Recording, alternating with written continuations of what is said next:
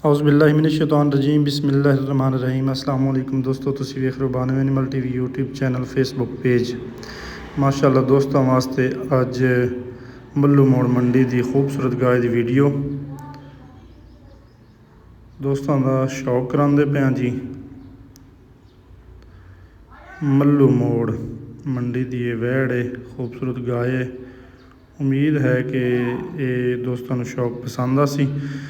दोस्तों बच्चा है बच्चा और गाय तुहाडे सामने काफ़ी माशाल्लाह बड़ी गाय है, कद बड़ा अच्छा है, वेल है और बच्चा भी बड़ा खूबसूरत है। बाकी अडर सारा कुछ दोस्तों के सामने है।